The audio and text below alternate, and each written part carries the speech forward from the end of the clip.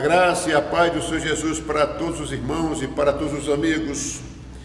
Neste trimestre iremos estudar o livro de Jó, uma preciosidade bíblica para nós, e deste livro nós podemos extrair força para a nossa vida espiritual, para enfrentarmos os problemas desta vida. Portanto, Deus permitiu que fosse registrado este livro, o livro da vida de Jó, para a igreja recorrer na hora da necessidade. A Bíblia, toda ela é boa e toda ela é inspirada, e esse livro é muito especial para nós.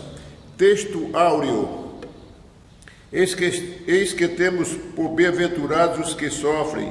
Ouvistes qual foi a paciência de Jó e vistes o fim que o Senhor lhe deu, porque o Senhor é muito misericordioso e piedoso. Verdade prática: o livro de Jó não é apenas uma preciosidade da literatura universal, mas, sobretudo, uma poderosa resposta de Deus para as grandes questões da vida. E a nossa leitura bíblica em classe está em 2 Timóteo, capítulo 3, 16. Toda escritura divinamente inspirada é proveitosa para ensinar, para redarguir, para corrigir, para instruir em justiça. Redarguir é como argumentar, dar resposta, não é? Você fala, eu respondo, e a gente vai interagindo. Ezequiel capítulo 14, versículo 14. Ainda que estivesse no meio dela estes três homens, Noé, Daniel e Jó, eles pela sua justiça livrariam apenas a sua alma, diz o Senhor Jeová. Este versículo aqui notifica a existência real de Jó, não é uma pessoa fictícia na Bíblia, não é. Jó de fato existiu. Parece um mistério, nós não sabemos quando Jó nasceu, antes de quem, não é, e em qual tempo exatamente. Podemos ter uma ideia, nós vamos estudar nessa lição sobre Jó. O versículo 19 de Ezequiel 14: ou se eu enviar a peste sobre a terra, sobre a tal terra, e derramar o meu furor sobre ela, com sangue, para arrancar dela homens e animais. Versículo 20: ainda que Noé, Daniel e Jó estivessem no meio dela, vivo eu, diz o Senhor Jeová, que nem filho nem filha eles livrariam, mas só livrariam a sua própria alma pela sua justiça. Tiago, capítulo 5, versículo 11: eis que temos por bem-aventurados que sofreram. Ouviste qual foi a paciência de Jó e vistes o fim que o Senhor lhe deu, porque o Senhor é muito misericordioso e piedoso. Nós sabemos que Deus é o amor, Ele é a essência de todo o amor. Pois bem, na introdução, o comentarista diz que esta obra de Jó é diferente em sua estrutura, no estilo e, sobretudo, no conteúdo do livro de Jó. Demonstra a grandeza de Deus diante do limite do ser humano. Portanto, Deus é bom. Ele deixou esse livro na Bíblia, permitiu que fosse registrado, porque sabia Deus, eu digo sabia, me referindo ao passado, que neste mundo nós temos aflições, muitas aflições, porque o mundo jaz no maligno, e Deus precisava, ou seja, alimentar a sua igreja, alimentar as pessoas na hora do sofrimento, recorrendo a este livro, recorrendo a toda a escritura bíblica, mas esse livro de uma forma especial, que registra a dor de um homem que perseverou e não desistiu do seu propósito, o propósito da fidelidade a Deus. Tópico 1: autoria, local e data do livro de Jó. A autoria do livro de Jó ninguém sabe exatamente. Há indicação de 5 para 6 personagens: Moisés, Eliú, Salomão, Ezequiel, Isaías e Esdras. Eu particularmente fico entre Moisés e Eliú. Por quê? Porque Moisés estava mais próximo ao nascimento, à existência, ao tempo de Jó. Nós sabemos que, biblicamente, Jó antecedeu a Moisés. E Eliú era um jovem do tempo de Jó. Ele esteve presente com Jó, inclusive tem o nome dessa personagem registrado no livro de Jó. Era um rapaz esperto, determinado. Então eu entendo que ele escreveu esse livro porque ele vivenciou a história de Jó e ouviu o clamor de Jó, ouviu as suas palavras e também vivenciou as suas necessidades e as suas aflições. Mas, contudo, Moisés era um homem inspirado por Deus e pode ter extraído informações e escreveu esse livro inspirado, claro, pelo Espírito Santo de Deus. Então, o livro de Jó não é uma ficção, não é uma figura fictícia, não é, porque Deus não faz isso, Deus não precisa de fixação, de figuras imaginárias. Ele é o Deus de toda a realidade e ele permitiu que esse homem passasse por esses momentos tão difíceis para fortalecimento da igreja no futuro, ou seja, a partir daquela data, daquela existência, e também para que reconhecêssemos o poder de Deus e a sua misericórdia. A própria Bíblia não apresenta indicações dos autores do livro, mas o fato é que o autor conhecia a forma poética e nela expressou a maior parte do livro.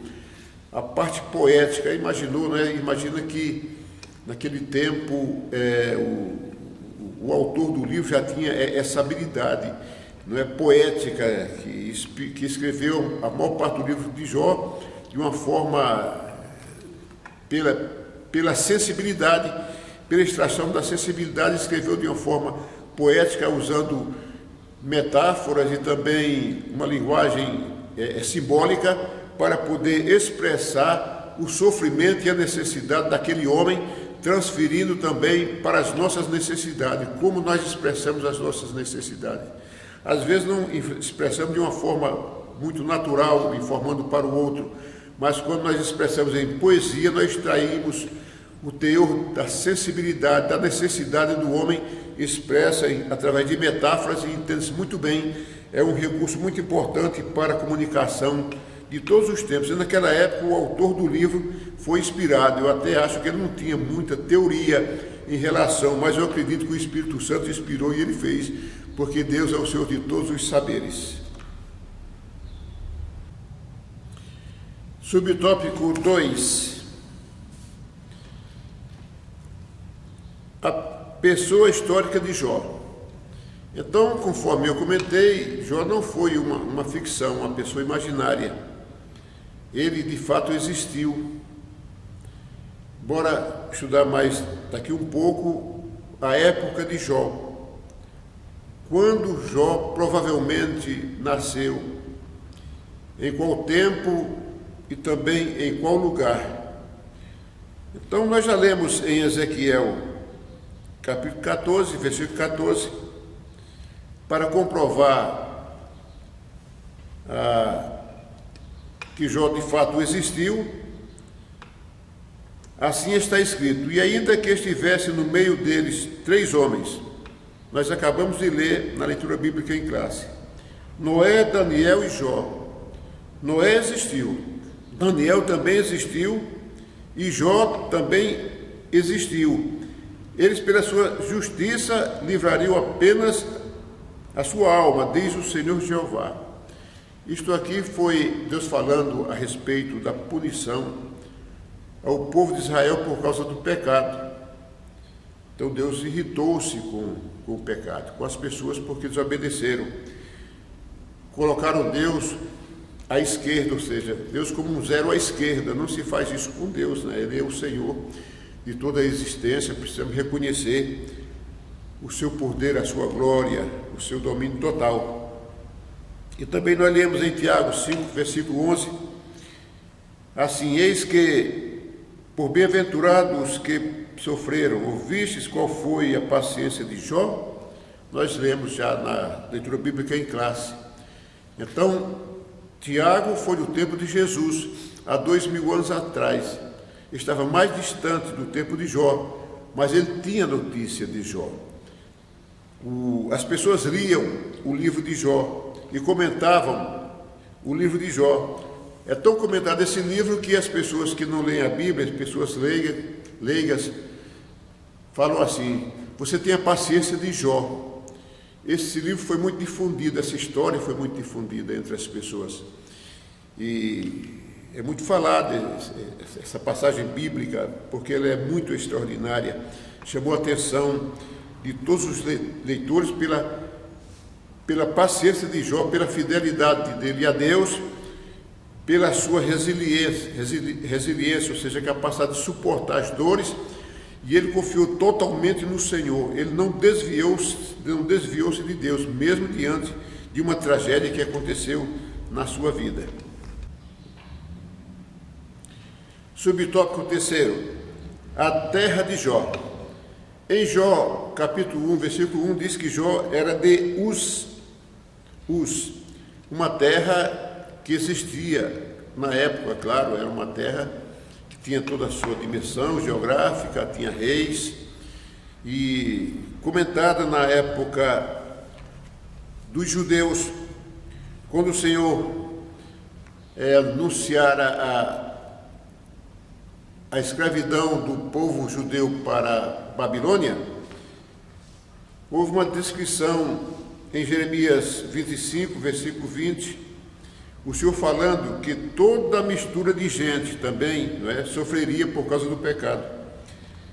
E a todos os reis da terra de Uz, fez referência à terra do nascimento de Jó. Então Jó é antes daquela época da escravidão do povo judeu na Babilônia, por intermédio do poder do rei Nabucodonosor. Nós já comentamos bastante nas lições anteriores sobre a escravidão do povo de Israel, ou seja, o povo judeu, sob o comando do rei Nabucodonosor. Então, Jó, ele era de Uz, uma cidade chamada Uz. E Uz, a localização geográfica, fica ao sul de Edom e a oeste do deserto da Arábia, se estendendo a leste e indo até a Babilônia, ou seja, naquela região do rio Eufrates ali, que hoje é Oriente Médio. Hoje não existe mais Edom, Babilônia, nem Uz. Tudo isso foi modificado, foi transformado e foram dados outros nomes a outras regiões, a outros países. Então Jó é daquela região de lá. Subtópico 4. A maioria dos comentaristas situa os fatos narrados do livro de Jó dentro do período patriarcal, Abraão, Isaque e Jacó. Não se sabe exatamente em qual tempo, se foi o tempo de Abraão, Isaque e Jacó, muito embora tenha sido tempos próximos, porque era pai, filho e neto. Dentre outros, alguns contribuem para esse entendimento. Por exemplo, o sacerdócio como instituição ainda não existia, visto que Jó era sacerdote de sua própria casa. Está em Jó capítulo 1, versículo 5. Jó oferecia sacrifício, Jó oferecia holocaustos ao Senhor em favor dos seus filhos, porque eles se reuniam em festas e banquetes e convidavam muitos amigos. Jó não sabia o que acontecia por lá e, preocupado e com zelo por sua família, oferecia holocaustos ao Senhor. Então ele era sacerdote da sua própria casa. O sacerdócio, dessa maneira, era para o período antes de Moisés. Antes de Moisés, o chefe de família poderia oferecer sacrifício ao Senhor desde que tivesse essa comunhão com Deus. Outro ponto, as filhas de Jó eram co-herdeiras juntamente com seus irmãos, ou seja, co-herdeiras de herança, de fazendas, de bens. Na época pós-Moisés, isso não era permitido pela lei mosaica. Então dá a entender claramente que Jó antecedeu a Moisés. Jó foi antes de Moisés. Então não sabemos se foi próximo a Jacó, Isaque ou Abraão, mas uma coisa é certa, que Moisés nasceu depois de Jó. Outro ponto importante, uma palavra hebraica, kestash, traduzida como uma peça de dinheiro, que está em Jó 42:11. Vamos ler Jó 42:11. Quando o Senhor restaura o cativeiro de Jó, que Deus devolve a Jó o dobro dos seus bens. Está escrito assim em Jó 42:10. Vamos começar do versículo 10. E o Senhor virou o cativeiro de Jó, quando orava pelos seus amigos, e o Senhor acrescentou a Jó outro tanto, em dobro a tudo quanto dantes possuía. Versículo 11. Então vieram a ele todos os seus irmãos e todas as suas irmãs e todos quantos dantes o conheciam, e comeram com ele pão em sua casa, e se condoeram dele, e o consolaram de todo o mal que o Senhor lhe havia enviado.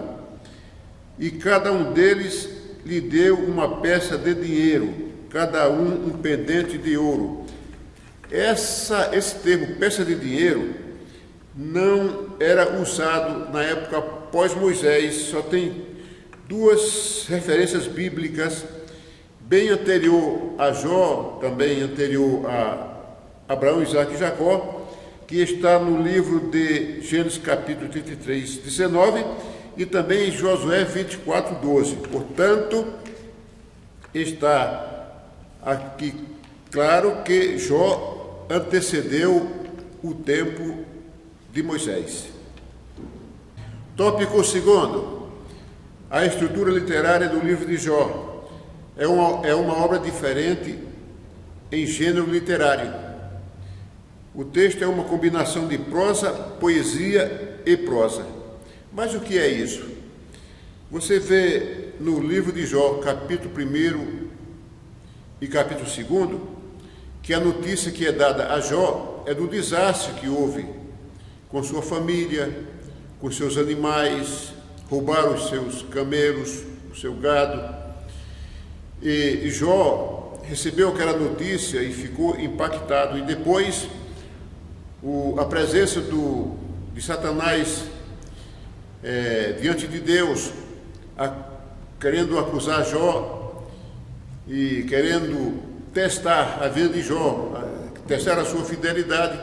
E Deus permitiu que os seus bens e sua família fossem tirados de Jó. E depois, no capítulo 2, o adversário vai à presença de Deus e para tentar acabar com a vida de Jó, porque Jó era um homem fiel a Deus, na terra não existia um homem igual a ele. E por fim, o adversário tocou na saúde de Jó, e Jó perdeu todos os seus bens, perdeu a sua família e também perdeu a sua saúde. Isso aqui é considerado uma prosa, é uma informação direta, uma informação dada, o relato de alguma coisa, nós chamamos de prosa. E no capítulo 3 entra a poesia. Quando Jó se depara com essa situação grave da sua vida, ele não tinha essa experiência, nem imaginava tê-la também, e Jó começou a falar de si mesmo. Ele extraiu da sua alma, inspirou-se através do seu sofrimento a falar em poesia, para poder expressar a sua dor. A poesia, ela é extraída do estado da sensibilidade da alma. Ninguém se faz uma poesia de qualquer jeito, é necessário ter profunda sensibilidade para poder, inspirado, usar termos, metáforas ou uma linguagem simbólica para expressar a sua dor, expressar alguma coisa. E ele escreveu aqui no livro de Jó, capítulo 3, assim: depois disso abriu Jó a boca e amaldiçoou o seu dia. Aí começou Jó nesse monólogo. E Jó falando disse: pereça o dia em que nasci e a noite em que disse, foi concebido o homem. Converta-se aquele dia em trevas e Deus lá de cima não tenha cuidado dele, nem resplandeça sobre ele a luz. Então são termos que se usa para entender a mensagem que se quer dar a alguém ou a um grupo de pessoas.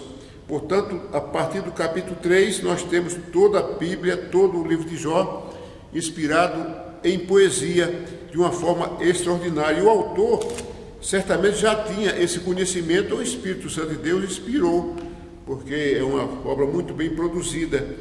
E quando chega-se no final do livro de Jó, no capítulo 42, do versículo 7 ao 17, nós voltamos novamente para a prosa, que nós lemos no capítulo 42, versículo 11, nós lemos há pouco tempo, e Deus falando, relatando que os amigos de Jó, os irmãos, estiveram com ele e ali se condoeram e procuraram acalmar Jó e deram para ele peças de dinheiro. Aí já não é mais poesia, é uma prosa, é um comentário que se faz, uma informação dada para que se tenha a compreensão do que se quer falar.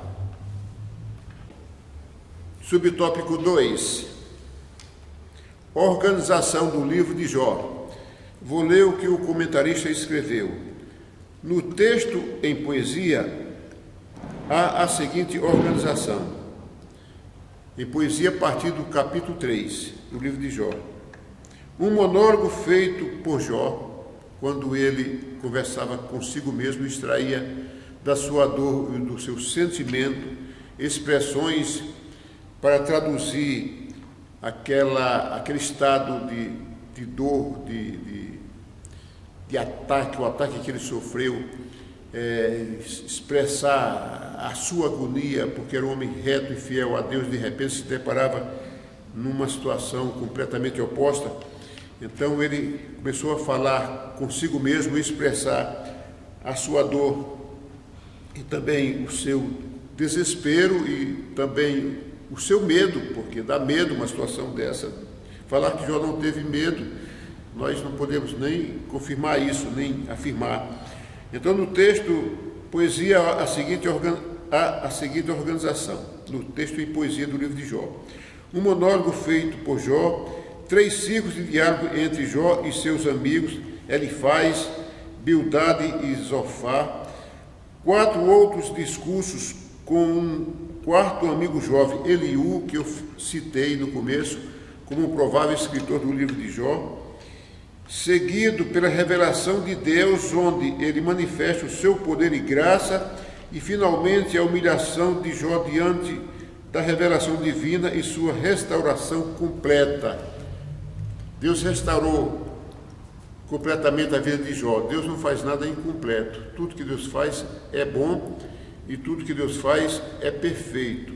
Em toda a sua obra, Deus é perfeito. Subtópico 3. Abundância de figuras de linguagem no livro de Jó. O livro é rico em metáforas. O próprio Senhor Jesus Cristo usou muitas metáforas para explicar o que ele queria dizer com melhor compreensão, para fazer comparação entre as coisas. É muito importante esse recurso para que a gente use na nossa comunicação diária para expressar aquilo que nós queremos falar. E o autor queria dar cor ao seu texto, ou seja, trazer mais compreensão para o leitor e expressar a dor de Jó através da poesia, através de metáforas. Isso é muito importante, de forma que o texto ele é muito bem compreensível e tem muito recurso linguístico e também muita poesia que traz uma riqueza muito grande na expressão dada pelo autor e também por Jó, porque tudo partiu de Jó. Jó, por exemplo, usa a figura do vai e vem do tecelão para demonstrar a brevidade da vida, quer dizer, uma figura de linguagem. Nós vamos ler em Jó, capítulo 14, versículo 1 e 2, assim: o homem nascido de mulher é de bem poucos dias e cheio de inquietação, sai como a flor e seca, foge também como a sombra e não permanece. Veja que mensagem extraordinária é essa. Deu para compreender bem direitinho o que o autor quis dizer para nós, usando a poesia, usando muita sensibilidade no texto, naquilo que ele queria falar, para nós compreendermos que a vida do homem é muito rápida. É como uma flor que hoje está linda e amanhã seca e acabou-se. depois volta para a matéria orgânica. Também o texto de Jó tem outro recurso linguístico importante, que é o paralelismo, onde os elementos literários repetem-se na mesma ordem, ou seja, simetricamente, não perde a linha da comunicação. É o paralelismo semântico, que é uma sequência harmoniosa e simétrica entre as ideias presentes na frase. Quer dizer, ele não quebra aquilo que vai dizer, ele está sempre falando numa sequência lógica que tem exatamente o texto ou aquilo que a pessoa está querendo falar. Tópico 3º, a natureza e mensagem do livro de Jó. Subtópico 1, por que os justos sofrem e o ímpio prospera? Ora, conforme o meu entendimento, o justo sofre porque ele é justo e vive no mundo injusto. Ele encontra obstáculos, encontra dificuldade, porque a maioria das pessoas andam na contramão da justiça. E o justo vai trabalhando de uma forma favorável à justiça de Deus, e ele tem as suas dificuldades. Também muitas vezes ele não se prepara para a vida e não procura estudar, não procura se especializar. Aí vai aumentando as dificuldades. Mas mesmo que ele estude, que ele se especialize, ele vai encontrar dificuldade porque ele tem uma outra linguagem. Ele não fala a linguagem do mundo. A comunicação dele com a comunicação das pessoas do mundo é curta, é restrita. E ali ele não é que se isola, mas ele vai conviver num ambiente que se pratique a justiça. E ele tem sempre os obstáculos nesta vida, porque o mundo jaz no maligno. Existe um conflito espiritual nessa esfera, nessa atmosfera espiritual muito forte, e que a igreja talvez esteja um tanto desprevenida em relação a essas coisas, mas nós devemos estar girando a roda a favor da obra de Deus, ou seja, trabalhando no reino do Senhor, e aí o Senhor é conosco. Deus é o Deus que livra, o Deus que guarda e o Deus que protege o seu povo. E o ímpio prospera porque ele já está no mundão, o mundão é favorável a ele.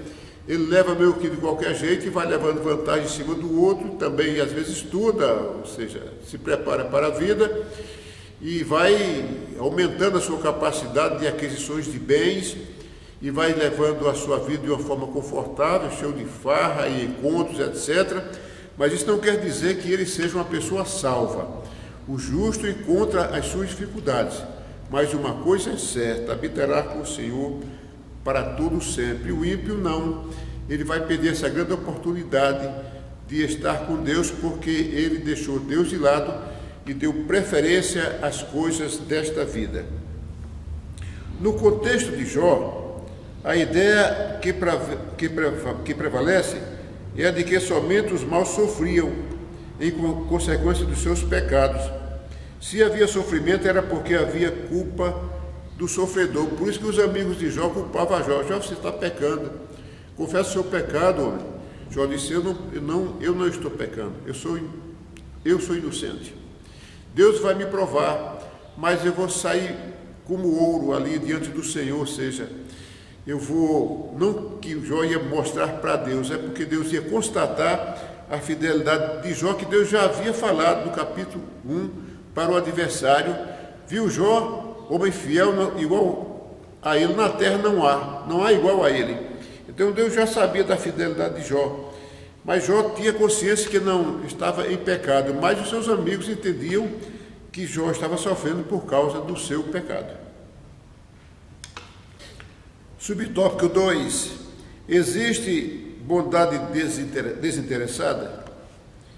Para muitas pessoas, qualquer prática religiosa não passa de barganha, tomar lá e dar cá. Não é bem assim. Quando se faz para Deus, se faz por amor ao Senhor, por fidelidade, se faz por intimidade, reconhecendo que Deus é o Senhor de toda a existência e que merece toda a honra e glória, nós já sabemos e nós fazemos para o Senhor, porque nós temos o prazer de trabalhar para Deus. Então essa era também a tese do diabo. Ele achava que Jó só era fiel a Deus porque Deus lhe concedia bens, saúde, uma família bonita. Mas Jó era um homem agraciado por Deus, muito rico, cheio de bens e tinha muitos benefícios. Imagina que aquele homem tinha 7.000 ovelhas, 3.000 camelos, 500 juntas de bois e 500 jumentas, fora outros animais não citados na Bíblia. Agora, para sustentar todo esse gado, esses animais, você já pode pensar na extensão da terra que Jó possuía. Então era um homem muito rico na época, né? Então Satanás estava disposto a apostar que a espiritualidade de Jó não subsistiria a uma prova de fogo. Vamos ler Jó, capítulo 23, versículo 4, 6, 10 e 11. Versículo 4. Com boa ordem exporia ante Deus, Jó falando, né? Jó deseja apresentar-se perante Deus e confia na sua misericórdia. E Jó falou assim: com boa ordem exporia ante ele, ou seja, diante de Deus, a minha causa, ou seja, aquele sofrimento, e a minha boca encheria de argumentos. Jó estava muito seguro daquilo que fazia e daquilo que pensava. Jó estava muito seguro das suas convicções. Por isso que é bom a pessoa estar firme diante de Deus, seguro das suas convicções, daquilo que quer, não é, dos seus pensamentos, dos seus propósitos e intuitos para com Deus. E Jó disse que encheria a sua boca de argumentos. O versículo 6 diz: porventura, segundo a grandeza do seu poder, contenderia comigo? Não, antes cuidaria de mim. Veja a dependência de Jó, né? E o reconhecimento de Jó em relação ao poder de Deus. O versículo 10 fala assim: mas ele sabe do meu caminho, prove-me e sairei como ouro. Ou seja, Jó disse: olha, eu não quero macular-me, eu não quero pecar contra Deus, mesmo que eu desapareça. Eu vim a essa terra sem nada, vim nu, volto nu, não é? Então Jó não dava preferência às coisas materiais em detrimento das coisas de Deus. Ele não fazia isso. E no versículo 11 diz: nas suas pisadas os meus pés se afirmaram. Coisa linda, né? Nas suas pisadas os meus pés se afirmaram. Hoje nós falamos que Cristo é a nossa rocha. Devemos estar firmes nesta rocha que é Cristo Jesus. Ele diz: guardei o seu caminho e não me desviei dele. Veja que firmeza desse homem, que exemplo para a igreja. Por isso que Deus permitiu esse livro para nós. O sofrimento de Jó, Deus sustentou aquele homem. Deus foi nas entranhas da alma de Jó e sustentou Jó, porque era impossível o homem aguentar um baque desse, perder sua família, todos os seus bens, perder amizades. As pessoas já não consideravam mais Jó.